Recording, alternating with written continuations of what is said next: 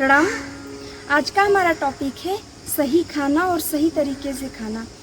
अरे आज साइंस ने इतनी सारी रिसर्चेस किए हैं, इतने 100 करोड़ रुपए फूंक डाले हैं। फूंकने को नहीं बोलेंगे, मतलब कि इस चीज़ को रिजल्ट में लाने के लिए कि क्या हमारे बॉडी के लिए सही है और क्या गलत है, क्या चीज़ खाना चाहिए और क्या खाने से हमारी बॉडी पे क्या इफ़ेक्ट पड़ता है। इस पर बहुत सारे रिसर्चेस हुए हैं।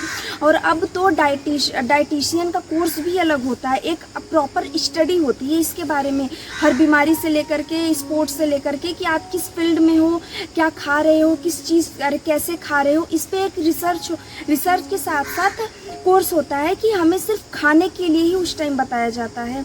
तो और इन सारी चीज़ों का रिजल्ट क्या है?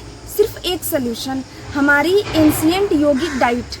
क्या था? भारतीय प्राचीन परंपरा में जिन्होंने आहार और विहार, जो इतने बड़ी मतलब कि इतने सारे रिसर्चेस, इतने सारे पैसे लगाने, इतने सब कुछ करने का, सिर्फ हर चीज़ का, चाहे योग का अभ्यास से जुड़ा, चाहे योग अभ्यास से जुड़ा हो, चाहे आपकी हेल्थ किसी भी चीज़ से जुड़ी हो, इतना दुनिया घूमने के बाद हम किसके पास आए?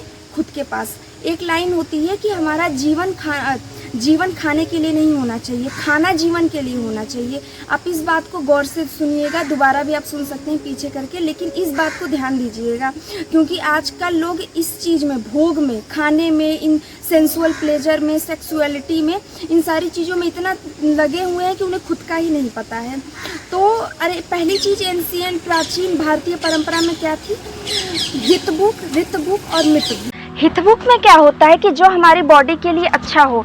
क्या होता है कि हम कुछ भी खा लेते हैं या जंक फूड खा लेते हैं, ये सारी चीज़ें खाने के बाद हमारी बॉडी सुस्त रहती है, मतलब खाना खाने के बाद तुरंत नींद आ जाना और नींद में पड़े रहना, खाना खाने के बाद बिल्कुल आलस आना, काम करने का मन न करना।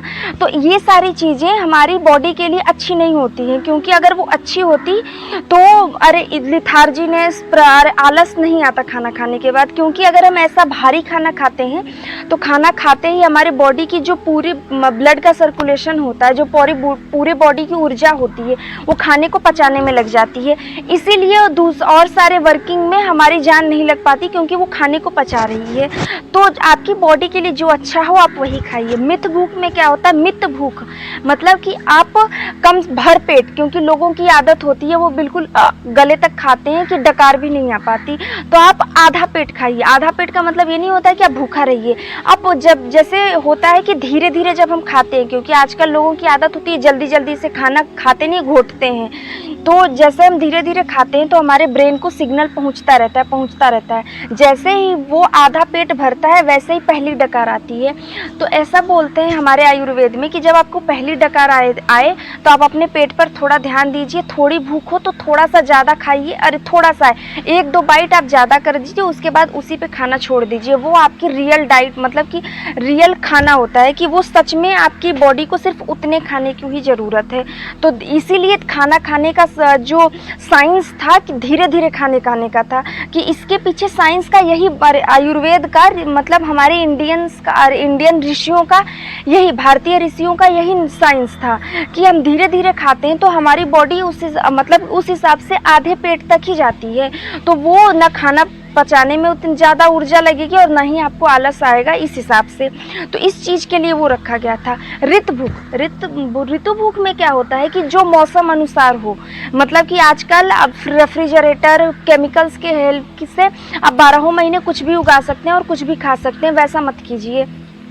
आप जिस सीजन में जो फल आते हैं आप उसी को खाइए, तभी जाकर के आपकी बॉडी के लिए वो अच्छा होगा। इसके पीछे भी साइंस है, इसीलिए ऋषियों ने हमें हमेशा हमारे ज़मीन से जोड़े रखा था, क्योंकि आजकल बच्चों को पता ही नहीं होगा कि किस सीज़न में क्या होता है। तो इसके साथ साथ कुछ टीचर, मतलब कि कुछ चीज़ें उन्होंने बहुत इंपॉर्टेंट बताई हैं, जो आजकल के मॉडर्न सोसाइटी में वो नेग्लेक्ट हो गई है, मतलब विलुप्त हो गई है। जैसे हाथ से खाना खाना। जब हम हाथ से खाना खाते हैं तो हमारे, ऐसा बोलते हैं कि हमारे हाथ में 5 जो तत्व होते हैं, अग्नि, वायु, आकाश, पृथ्वी और जल, इन सब का मिश्रण होता है। तो जब हम हाथ से खाना खाते हैं तो उस खाने को जिस भाव से छूते हैं, जब हम मुंह में डालते हैं तो एक एनर्जी का एक एनर्जी का साइकिल बनता है, एक रिदम बनता है। तो हम उस खाने से अटैच होते हैं, बहुत प्यार से अटैच होते हैं, तब जाकर के वो खाना खाते हैं। तो हाथ से खाना खाने का इतना बड़ा साइंस था हमारे उस चीज़ के लिए।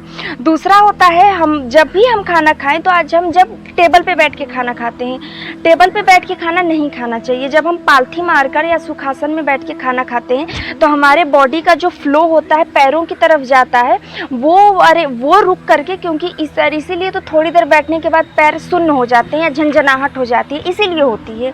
तो जब हम खाना बैठ के खाते हैं तो हमारे पूरी बॉडी का फ्लो पैर की तरफ ना जा करके पेट साइड में रहता है, लोअर एब्डोमेन में, मतलब कि निचले पेट के हिस्से में रहता है। तो वो खाना पचाने में बहुत ज़्यादा मदद करता है। और जब हम हमारे पालथी मार के बैठ के खाते हैं तो हमारे जो काफ मसल्स की नसें होती हैं वो डायरेक्ट उनका रिलेशन मतलब कांटेक्ट आंतों से होता है, तो वो उनके ऊपर प्रेशर बनता है, तो खाना अच्छे से पचता है। जब हम सुखासन में या पालथी मारकर खाना बैठते हैं तो हमारी रीढ़ थोड़ी सी झुकी होती है। जब वो थोड़ी सी झुकी होती है तो एक तो खाने के प्रति समर्पण का भाव आता है, क्योंकि उस खाने से ही हमारा शरीर बनता है, शरीर बना है और आगे भी बनता रहेगा। उसके साथ साथ जब हम झुकते हैं तो हमारे पेट में हल्का सा फोल्ड आता है। जब पेट में हल्का सा फोल्ड आता है तो वो हम पेट भर के, मतलब कि गले तक नहीं खा पाते हैं। वो एक प्रॉपर मैकेनिज्म बॉडी में चलती है, जितना ज़रूरत होती है उस बॉडी को उतने खाने की, उतने पर वो डकार आ जाती है, फिर वो पेट भर जाता है।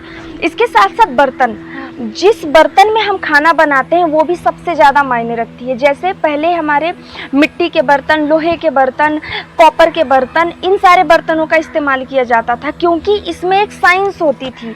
ये अपने साथ साथ, क्योंकि आजकल खून की कमी, आयरन की कमी, इन सारी की कमी क्यों होती है, बॉडी में यूरिक एसिड क्यों जमा हो जाती है, क्योंकि स्टील में, इन सारी चीज़ों में खाना बना के खाते हैं तो दिक्कत तो करेगा ही। तो मैं ये नहीं कह रही हूँ कि आप सब कुछ चेंज कर दीजिए, आप धीरे धीरे इन सारी चीज़ों का ध्यान दीजिए, अपने आप प्रॉब्लम सही हो जाएगी।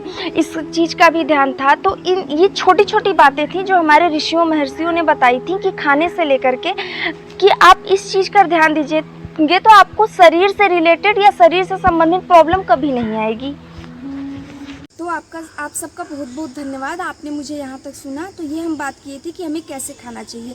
हम अपने दूसरे पार्ट में बात करेंगे कि हमें क्या खाना चाहिए।